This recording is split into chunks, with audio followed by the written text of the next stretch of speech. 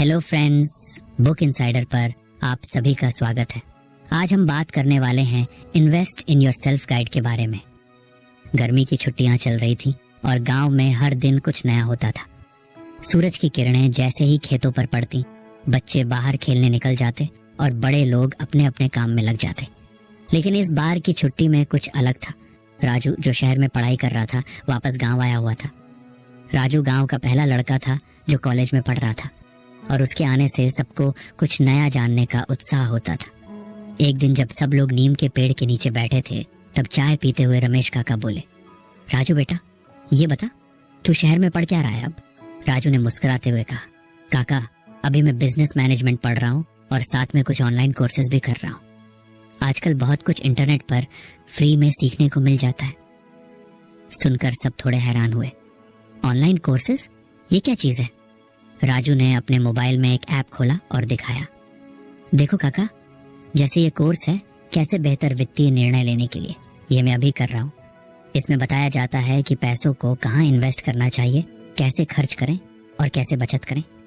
अब रमेश काका थोड़े सोच में पड़ गए।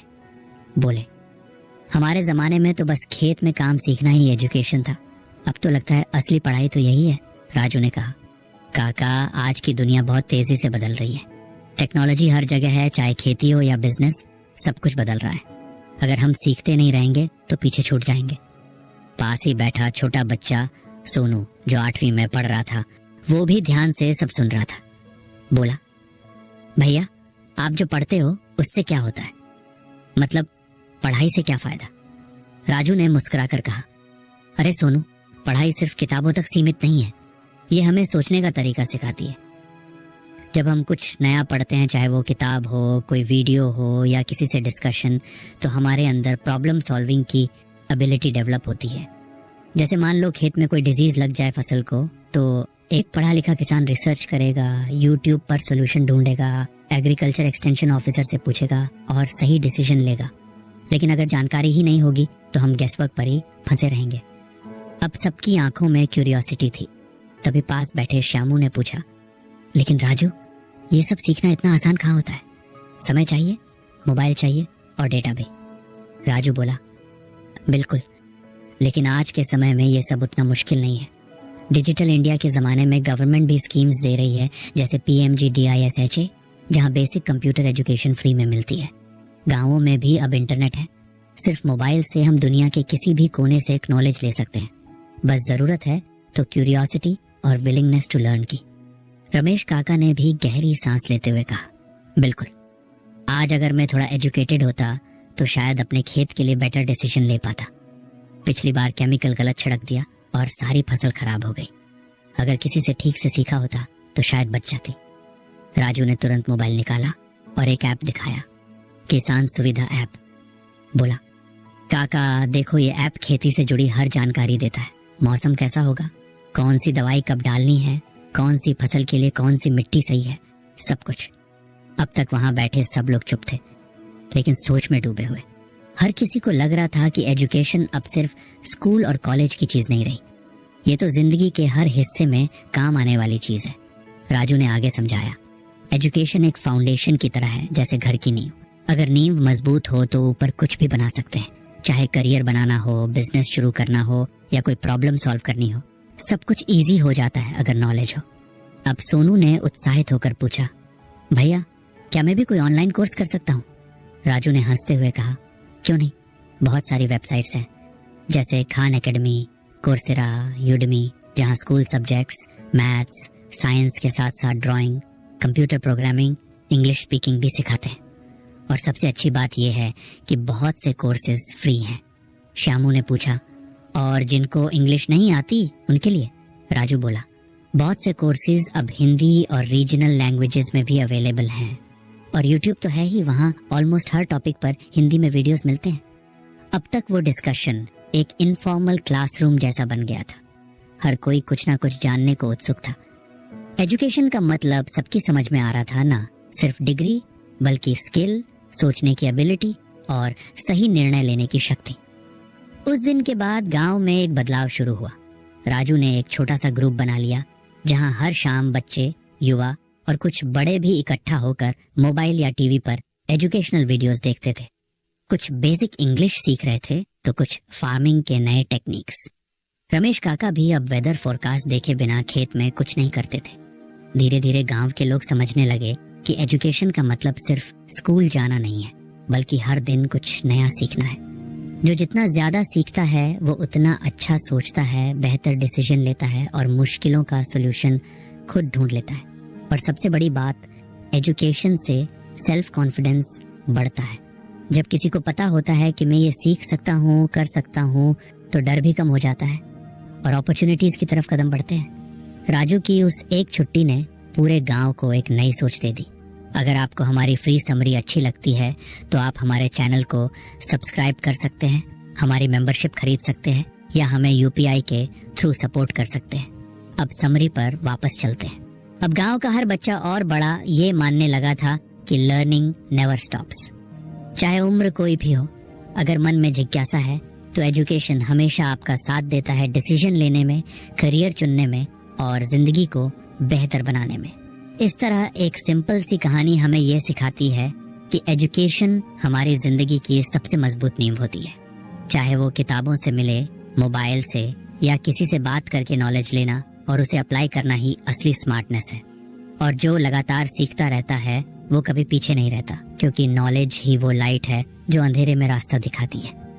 राजू की उस गर्मी की छुट्टी ने गांव वालों की सोच में एक अच्छा बदलाव ला दिया था। अब हर शाम बच्चे और बड़े मिलकर कुछ न कुछ नया सीखते थे। कोई मोबाइल पर फार्मिंग के टेक्निक्स देखता तो कोई इंग्लिश बोलना सीखता। लेकिन जैसे जैसे दिन बीत रहे थे, राजू को एक और बात महसूस हो रही थी। सुबह उठते ही वो टहलने निकल जाता था, दौड़ता था, थोड़ा योग करता था, लेकिन उसने देखा कि गांव में लोग बहुत जल्दी थक जाते थे। रमेश काका तो थोड़ी दूर चलने के बाद ही हाँफने लगते थे। बच्चे मोबाइल पर बैठकर घंटों पढ़ाई करते, लेकिन थोड़ी देर में उनका सिर दर्द करने लगता, ध्यान नहीं लगता, आलस आता। एक दिन सब बच्चे नीम के पेड़ के नीचे बैठे थे और राजू से बोले, भैया आज कुछ पढ़ाई नहीं करेंगे, थकान हो रही है, दिमाग चल नहीं रहा।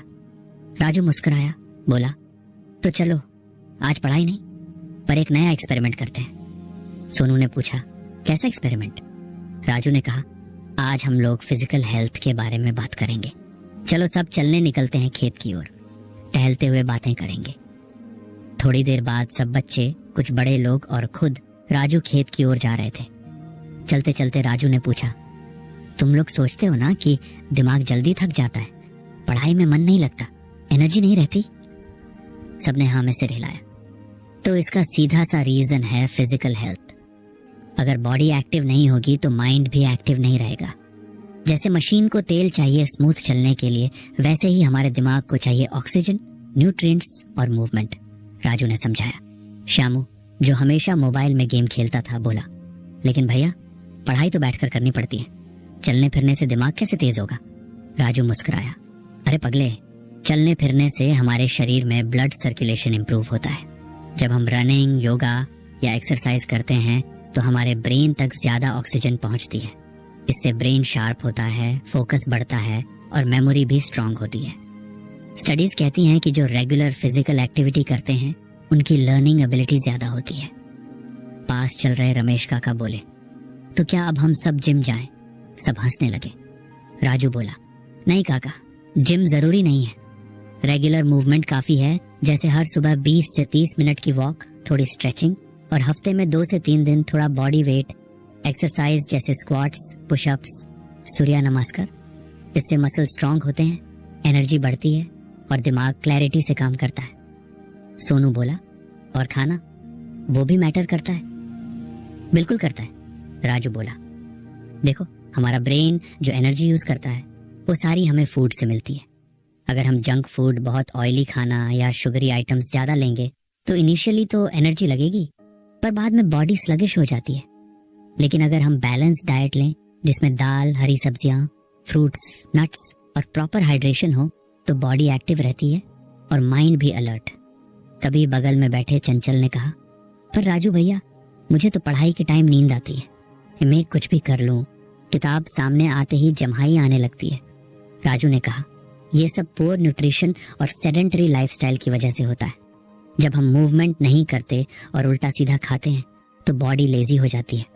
अगर तुम सुबह उठकर 1 घंटा बाहर फ्रेश एयर में वॉक करोगे, 10 मिनट स्किपिंग या जंपिंग करोगे और फिर नाश्ते में फ्रूट्स, स्प्राउट्स या दूध लोगे तो पूरा दिन बॉडी एनर्जेटिक रहेगी।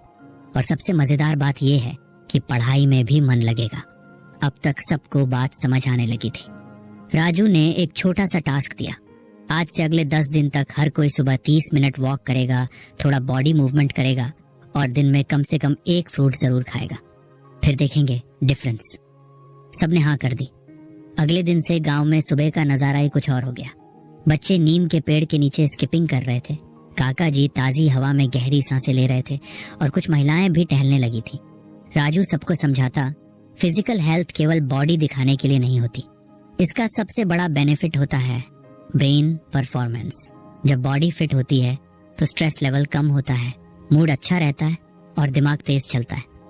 श्यामू ने 5 दिन बाद ही एक्साइटेड होकर कहा, भैया अब तो मुझे किताब खोलते ही नींद नहीं आती, उल्टा मजा आता है। राजू ने समझाया, क्योंकि अब तुम्हारा ब्रेन एक्टिव हो चुका है। ब्रेन और बॉडी कनेक्टेड है। अगर बॉडी लेथर्जिक होगी तो ब्रेन भी डल रहेगा, लेकिन जब हम एक्सरसाइज करते हैं तो ब्रेन में डोपामिन और सेरोटोनिन जैसे हैप्पी हार्मोन्स रिलीज होते हैं, जिससे स्ट्रेस कम होता है और कंसंट्रेशन बढ़ता है। रमेश काका भी बोले, बिल्कुल बेटा, पहले तो आधे दिन में थक जाता था, अब लगता है जैसे दिन लंबा हो गया है, एनर्जी बनी रहती है। अब राजू ने सबको एक और हैबिट सिखाई, प्रॉपर हाइड्रेशन की।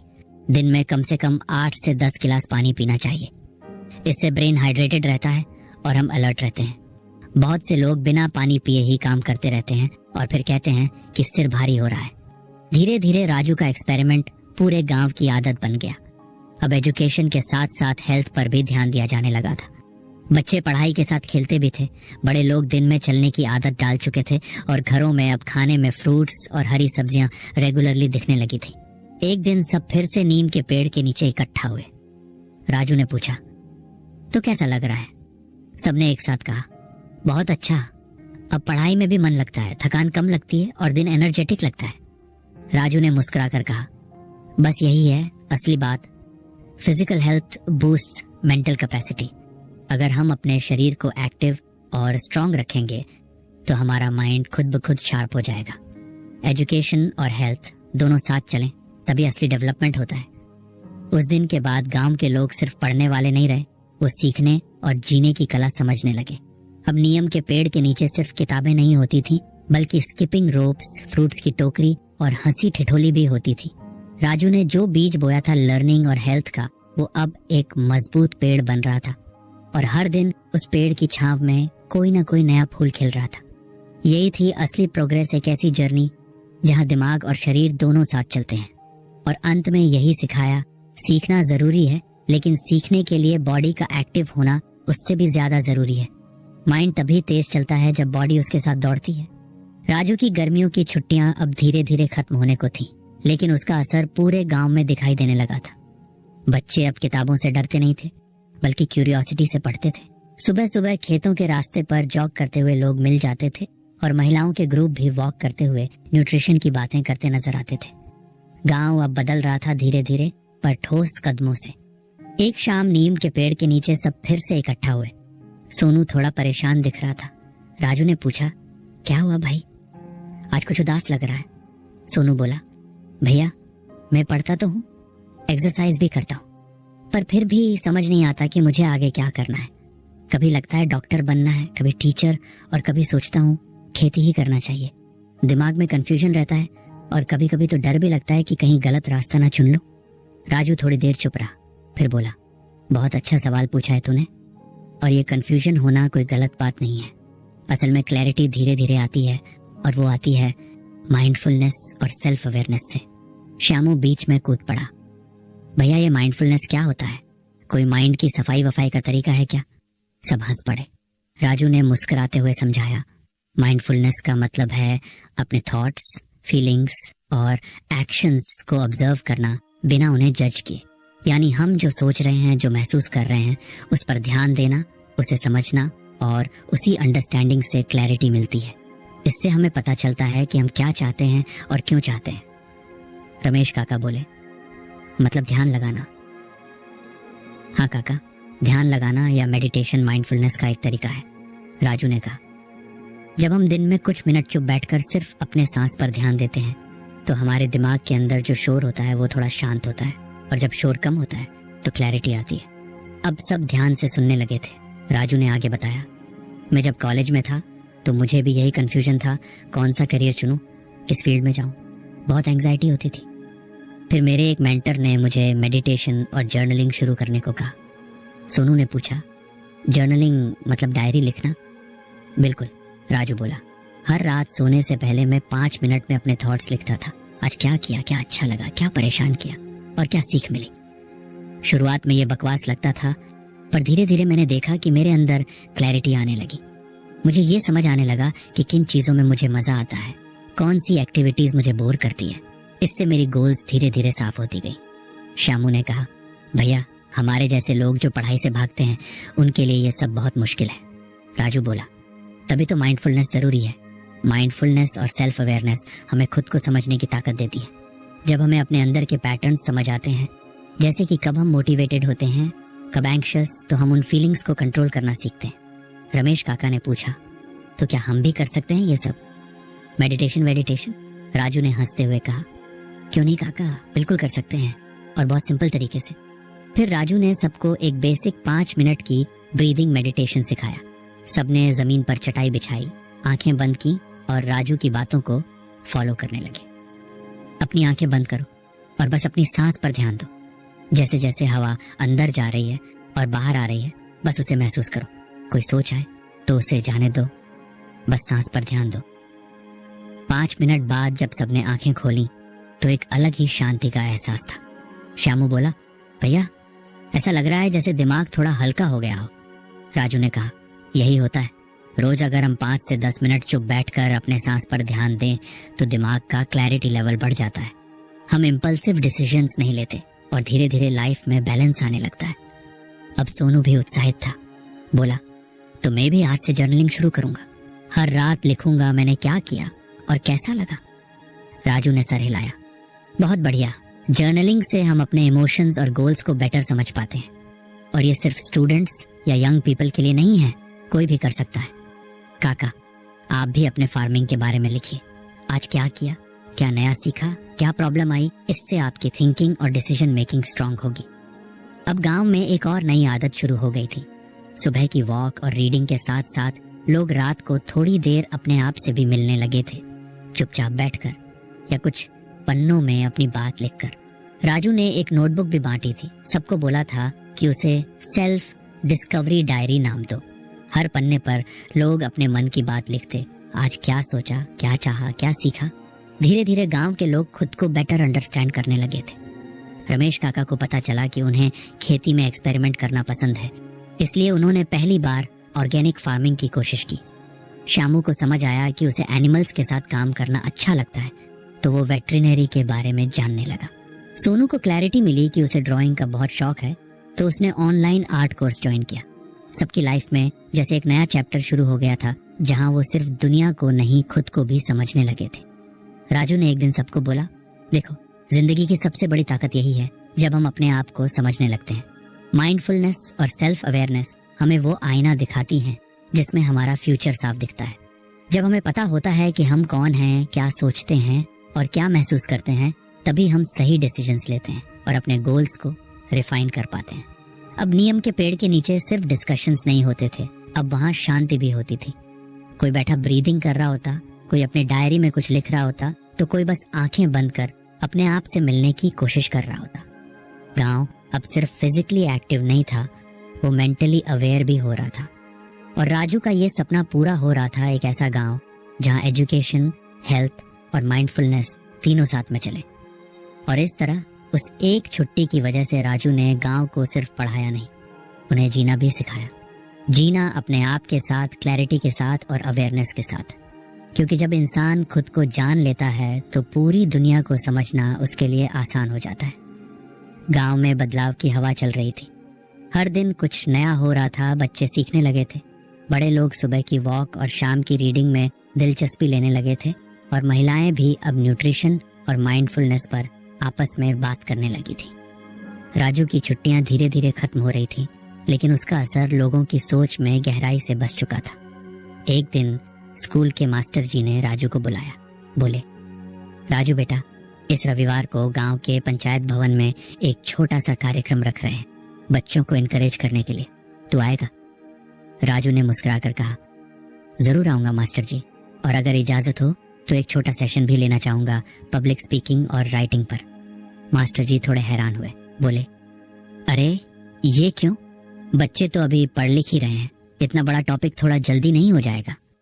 राजू ने कहा, मास्टर जी अभी ही सही समय है, क्योंकि बोलने और लिखने की स्किल अगर शुरू से आए तो वो बच्चे सिर्फ एग्जाम में ही नहीं, लाइफ में भी कॉन्फिडेंट बनेंगे। रविवार को पंचायत भवन में सब इकट्ठा हुए, बच्चे, उनके माता पिता, टीचर और कुछ किसान भी। मंच पर राजू खड़ा था, लेकिन इस बार वो सिर्फ समझाने नहीं आया था, वो सबको एम्पावर करने आया था। उसने अपनी बात शुरू की, आप सब बहुत अच्छा काम कर रहे हैं पढ़ाई में, सेहत में और अब माइंडफुलनेस में भी, लेकिन आज मैं एक ऐसी स्किल के बारे में बात करना चाहता हूँ जो आपकी जिंदगी में इन्फ्लुएंस और इम्पैक्ट दोनों बढ़ा सकती है, और वो है पब्लिक स्पीकिंग और राइटिंग। बच्चों की आंखों में जिज्ञासा थी और बड़ों की आंखों में हल्की झिझक। राजू ने वही बात की जिसे सब रिलेट कर सके। जब मैं छोटा था, राजू ने कहा, तो मुझे भी मंच पर बोलने से डर लगता था, हाथ कांपते थे, जुबान रुक जाती थी। लेकिन एक दिन स्कूल में मुझे पोएट्री रिसाइट करनी थी। डरते डरते किया, लेकिन अपलॉज मिला। उस दिन समझ आया कि जब हम खुलकर बोलते हैं तो लोग हमें सीरियसली सुनते हैं। फिर वो सोनू की तरफ मुड़ा और बोला, सोचो, अगर तुम्हारे पास एक ब्रिलियंट आइडिया हो, जैसे कोई ऐप बनाने का या कोई फार्मिंग मेथड जो सबको फायदा दे, लेकिन तुम उसे अच्छे से बोल या लिख ना सको, तो क्या वो आइडिया आगे जाएगा? सोनू ने सिर हिलाया। नहीं, बस यही बात है, राजू ने कहा। पब्लिक स्पीकिंग और राइटिंग स्किल्स से हम अपने आइडियाज को शेप देते हैं। जब हम क्लियरली और कॉन्फिडेंटली बोलते हैं तो लोग हमारी बात पर ध्यान देते हैं और रिस्पेक्ट भी। श्यामू बीच में बोला, भैया लेकिन डर बहुत लगता है, सबके सामने बोलने से तो जैसे शब्द ही गायब हो जाते हैं। राजू मुस्कुराया, ये सबके साथ होता है, लेकिन ये डर प्रैक्टिस से जाता है। जैसे साइकिल चलाना सीखा, वैसे ही बोलना भी सीखा जा सकता है। और राइटिंग, वो तो और भी पावरफुल है। अगर आप अपनी बात लिख सकते हो, चाहे वो डायरी में हो, व्हाट्सएप मैसेज हो, ब्लॉग हो या स्पीच, तो आप दुनिया में अपनी पहचान बना सकते हो। अब राजू ने सबको एक सिंपल एक्टिविटी दी। सबको एक एक लाइन बोलनी थी। मेरा नाम पुलहास है और मुझे मेरा आजान करना पसंद है। पहले तो सब चुप थे, फिर एक एक करके बच्चे खड़े हुए, कुछ हिचके, कुछ हंसे, लेकिन बोले जरूर। इसके बाद राजू ने कहा, यही शुरुआत है। जब आप धीरे धीरे बोलना शुरू करते हो तो कॉन्फिडेंस बिल्ड होता है, और जब आप लिखते हो रोज थोड़ा थोड़ा तो आपके थॉट्स क्लियर होते हैं और वर्ड्स में पावर आने लगती है। रमेश काका जो पीछे बैठे थे बोले, बेटा हमें अब क्या जरूरत बोलने की, हम तो किसान हैं। राजू ने तुरंत जवाब दिया, काका आप किसान हो, यानी सबसे ज्यादा ग्राउंड रियलिटी जानते हो। अगर आप मंडी में अपनी बात साफ साफ कह सको या पंचायत में पॉलिसी पर बोल सको, तो क्या आपको ज्यादा सुनवाई नहीं मिलेगी? काका थोड़े सोच में पड़ गए। बाकी लोग भी सहमति में सिर हिला रहे थे। राजू ने फिर एक एग्जाम्पल दिया। अभी हाल ही में एक लड़का वायरल हुआ था। उसने गांव के प्रॉब्लम्स पर एक शॉर्ट वीडियो बनाया और क्लैरिटी से बात रखी। लोग प्रभावित हुए, सरकार ने भी नोटिस लिया। सोचिए, अगर आप अपनी बात दुनिया तक पहुंचा सको तो कितना बड़ा इम्पैक्ट होगा। अब सबके चेहरों पर सीरियसनेस आ गई थी। राजू ने कहा, पब्लिक स्पीकिंग कोई शो ऑफ नहीं है, ये एक जरूरी कम्युनिकेशन स्किल है, और राइटिंग वो तो आपकी सोच को अमर कर देती है। कल को आप अपने एक्सपीरियंसेस किताब या ब्लॉग में लिखो तो लोग सालों बाद भी उससे सीख सकते हैं। फिर राजू ने सबको एक और एक्टिविटी दी। अभी सब लोग 5 मिनट के लिए कुछ लिखो, एक ऐसा टॉपिक जो तुम्हारे दिल के करीब हो, कोई सपना, कोई परेशानी, कोई मैसेज। सभी ने अपने अपने पन्नों पर कुछ लिखा। कोई बोला, मैं एक दिन बड़ा आर्टिस्ट बनना चाहता हूँ। किसी ने लिखा, गांव में पानी की कमी है, हमें कुछ करना चाहिए। और किसी ने सिंपली लिखा, मुझे अपने मम्मी पापा को प्राउड फील कराना है। फिर राजू ने कुछ बच्चों को बुलाकर पढ़ने को कहा।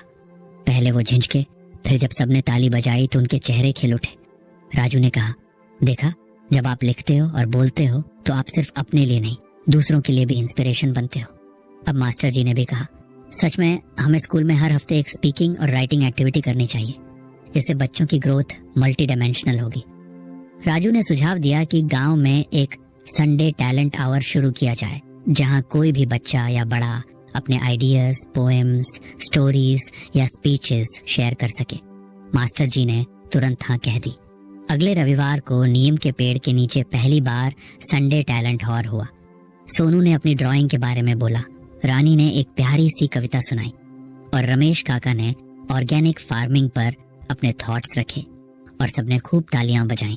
अब हर रविवार गांव के लोग अपनी आवाज और अपने शब्दों से एक दूसरे को इंस्पायर करने लगे थे। राजू की छुट्टी खत्म हो गई थी, लेकिन वो जाते जाते गांव के बच्चों को एक मैसेज देकर गया। बोलो, लिखो और अपने आइडियाज को दुनिया तक पहुंचाओ। तुम्हारे अंदर जो सोच है वो दुनिया बदल सकती है, बस उसे शेयर करना सीखो। अब नीम के पेड़ के नीचे सिर्फ सुनने वाले नहीं थे, अब वहां बोलने वाले, लिखने वाले और सिखाने वाले लोग भी थे, क्योंकि राजू ने सिखा दिया था कि क्लियर और कॉन्फिडेंट कम्युनिकेशन से ही रियल इन्फ्लुएंस आता है, और जो बोलना और लिखना जानता है वो कभी पीछे नहीं रहता। यही थी राजू की असली लेगेसी। नॉलेज से शुरुआत, हेल्थ से ऊर्जा, माइंडफुलनेस से क्लैरिटी और अब एक्सप्रेशन से इन्फ्लुएंस। राजू की छुट्टियां अब आखिरी दौर में थीं। गांव में हवा बदल चुकी थी। अब बच्चे आत्मविश्वास से बोलते थे, बड़े अपने शरीर और मन का ख्याल रखते थे, और औरतें भी अब डिस्कशन में खुलकर हिस्सा लेने लगी थी। हर कोई किसी न किसी नए बदलाव की ओर कदम बढ़ा चुका था, लेकिन एक पहलू अभी भी अधूरा था, पैसे की समझ। एक दिन शाम को जब सब फिर से नीम के पेड़ के नीचे बैठे थे तो रमेश काका थोड़े चिंतित दिखे। राजू ने पूछा, क्या हुआ काका, आज कुछ परेशान लग रहे हो? काका ने गहरी सांस ली और बोले, बेटा, इस बार फसल ठीक हुई थी, कुछ पैसे भी बचे। सोचा था थोड़ा बचा लेंगे या कुछ नया करेंगे, लेकिन समझ नहीं आ रहा कि कहाँ और कैसे रखें। डर लगता है कि कहीं फिर से कोई बीमारी या खर्च आ गया तो सब उड़ जाएगा। राजू थोड़ा गंभीर हुआ, बोला, काका, आपने बहुत सही बात कही है। पढ़ाई, सेहत, सोच सबकी अहमियत है, लेकिन अगर पैसे की समझ नहीं हो तो ये सब कुछ अधूरा रह जाता है। फिनेंशियल लिटरेसी यानी पैसों की समझ असली फ्रीडम देती है। सब लोग अब थोड़ा ध्यान से सुनने लगे। राजू ने कहा, पैसा कमाना एक स्किल है, लेकिन उससे भी बड़ी स्किल है पैसे को संभालना, सही जगह खर्च करना और उसे ग्रो करना। यही 3 चीजें मिलकर फाइनेंशियल लिटरेसी बनाती हैं, बजटिंग, इन्वेस्टिंग और एसेट बिल्डिंग। श्यामू ने पूछा, भैया, ये बजटिंग क्या होता है? राजू मुस्कुराया और बोला, बजटिंग मतलब हर महीने की आय और खर्चों को अच्छे से ट्रैक करना और सोच समझकर खर्च करना। जैसे अगर आपकी आय 10,000 रुपए है तो आपको ये पता होना चाहिए कि उसमें से 2,000 रुपए खाने में जा रहा है, 3,000 रुपए घर के खर्च में, 1,000 रुपए दवाई या बच्चों की पढ़ाई में, और बाकी कितना बच रहा है। सोनू बोला, मतलब जैसे मोबाइल में हम बैलेंस चेक करते हैं, वैसे ही पैसे का हिसाब भी रखना चाहिए। राजू ने हंसते हुए कहा, बिल्कुल सही समझा, और आजकल तो मोबाइल ऐप्स भी हैं जो हेल्प करते हैं। लेकिन अगर मोबाइल नहीं भी है तो एक छोटी डायरी बना लो और रोज लिखो, आज कितना कमाया और कितना कहाँ खर्च किया। ये आदत छोटी लगती है लेकिन बहुत काम की होती है। रमेश काका ने कहा, बेटा, पहले तो हम बस सोचते थे कि जो कमाया वो बस खर्च करना है, कभी सेविंग या फ्यूचर के बारे में नहीं सोचा। राजू बोला, यही तो दिक्कत है काका, पैसे की समझ नहीं होने से हम रोज कमाते हैं, लेकिन साल के अंत में भी हाथ खाली होता है। इसलिए जरूरी है कि हम पहले खुद को और फिर अपने बच्चों को पैसे की सही वैल्यू और यूज सिखाएं। श्यामू ने फिर पूछा, इन्वेस्टिंग क्या होता है? राजू बोला, इन्वेस्टिंग मतलब अपने पैसे को ऐसे जगह लगाना जहां वो धीरे धीरे बढ़े। जैसे आपने 5,000 रुपए किसी अच्छे म्यूचुअल फंड में लगाया या किसी रिलायबल स्कीम में डाला तो वो पैसा इंटरेस्ट के साथ ग्रो करेगा। इन्वेस्टिंग से आप लॉन्ग टर्म गोल्स पूरे कर सकते हो, जैसे बच्चों की पढ़ाई, घर बनाना या इमरजेंसी के समय का बैकअप। सोनू बोला, तो क्या बैंक में रखना सही है? राजू ने कहा, बैंक में रखना सेफ होता है, लेकिन सिर्फ सेविंग से पैसा ग्रो नहीं होता। इन्फ्लेशन यानी महंगाई धीरे धीरे आपकी सेविंग्स की वैल्यू कम कर देती है। इसलिए थोड़ा पैसा बचत में रखो और थोड़ा इन्वेस्ट करो। आजकल गवर्नमेंट की स्कीम्स भी हैं, जैसे पीपीएफ, सुकन्या समृद्धि और कुछ अच्छे म्यूचुअल फंड्स जो छोटे अमाउंट से शुरू किए जा सकते हैं। अब रमेश काका बोले, हमारे पास तो जमीन है, वो एसेट नहीं है क्या? राजू बोला, बिल्कुल है काका, एसेट वो चीज होती है जो आपके लिए पैसा बनाती है। जमीन, घर, लाइफ स्टॉक या कोई ऐसा बिजनेस जो रेगुलर इनकम दे, ये सब एसेट्स हैं। लेकिन मोबाइल, बाइक या टीवी ये लायबिलिटी होती है, क्योंकि ये पैसे खाते हैं, बनाते नहीं। एसेट बिल्डिंग का मतलब है ऐसी चीजों में निवेश करना जो भविष्य में इनकम बनाए। राजू ने एक छोटी सी कहानी भी सुनाई। शहर में एक दोस्त था दीपक। शुरू में उसकी सैलरी 15,000 रुपए थी। वो हर महीने 2,000 रुपए म्यूचुअल फंड में डालता था, 1,000 रुपए एक आरडी में और बाकी खर्च करता था। 5 साल में उसकी सेविंग्स 2 लाख रुपए हो गई। उसी पैसे से उसने एक छोटा सा कंप्यूटर सेंटर खोला और आज उसका मंथली इनकम 50,000 रुपए है। वो इसलिए पॉसिबल हुआ क्योंकि उसने शुरू से फाइनेंशियल प्लानिंग की। सोनू ने चौंक कर पूछा, इतने कम पैसे से ये कैसे हो गया? राजू ने कहा, कंसिस्टेंसी और पेशेंस से। पैसा तुरंत नहीं बढ़ता, लेकिन अगर सही जगह इन्वेस्ट किया जाए तो धीरे धीरे वो आपकी लाइफ बदल सकता है। अब सबके चेहरे पर उम्मीद की रेखाएं थी। राजू ने सबको एक सिंपल प्लान समझाया। 1, हर महीने की इनकम और खर्च का हिसाब लिखो। 2, अपनी जरूरत और इच्छा में फर्क समझो, जरूरी चीजों पर खर्च करो, फिजूल खर्ची से बचो। 3, कम से कम 20% इनकम सेव करो फ्यूचर के लिए। 4, इमरजेंसी फंड बनाओ जो जरूरत पड़ने पर काम आए। 5, थोड़ा पैसा इन्वेस्ट करना शुरू करो, चाहे 500 रुपए से ही। 6, एसेट बनाओ जो फ्यूचर में आपकी हेल्प करे इनकम बनाने में। अब सब लोग सिर्फ सोच ही नहीं रहे थे, एक्शन लेने के लिए रेडी थे। राजू ने जाते जाते एक छोटी सी डायरी सबको दी, जिसका नाम रखा मनी मास्टरी डायरी। उसमें कुछ सिंपल कॉलम्स थे, इनकम, एक्सपेंस, सेविंग, इन्वेस्टमेंट और नोट्स। राजू ने कहा, इसमें हर महीने भरो और साल भर बाद खुद देखो कि कितना बदलाव आया है। रविवार की उस शाम जब सूरज ढल रहा था तो राजू ने सबके सामने खड़े होकर अपनी आखिरी बात कही। Knowledge gives direction, health gives energy, awareness gives clarity, expression gives impact, लेकिन फाइनेंशियल लिटरेसी गिव्स फ्रीडम। जब आपके पास पैसों की समझ होती है तो ना आप किसी के सामने मजबूर होते हो, ना डरते हो। आप अपने डिसीजंस खुद लेते हो और यही होती है असली आजादी। अगले दिन राजू की वापसी थी। स्टेशन तक छोड़ने पूरा गांव आया। कोई फल दे रहा था, कोई किताब, कोई आशीर्वाद। सोनू की आंखों में आंसू थे पर होठों पर मुस्कान। राजू ट्रेन में चढ़ा, लेकिन उसके पीछे छोड़ गया एक बदलता हुआ गांव जहां अब लोग सिर्फ जी नहीं रहे थे, समझदारी से जिंदगी जी रहे थे। और यही थी उस एक छुट्टी की सबसे कीमती कमाई, एक गांव जहां एजुकेशन, हेल्थ, अवेयरनेस, कम्युनिकेशन और मनी, पांचों की असली वैल्यू समझी जाने लगी थी। राजू चला गया, पर उसके शब्द हर शाम नीम के पेड़ के नीचे गूंजते रहे। पैसा अगर सही तरीके से समझा जाए तो वो जिंदगी में ऑप्शंस खोलता है और डर बंद करता है। Financial freedom begins with financial wisdom. तो फ्रेंड्स, ये थी हमारी आज की बुक समरी। आपको कैसी लगी कमेंट करके जरूर बताएं और धन्यवाद आपका समरी एंड तक सुनने के लिए।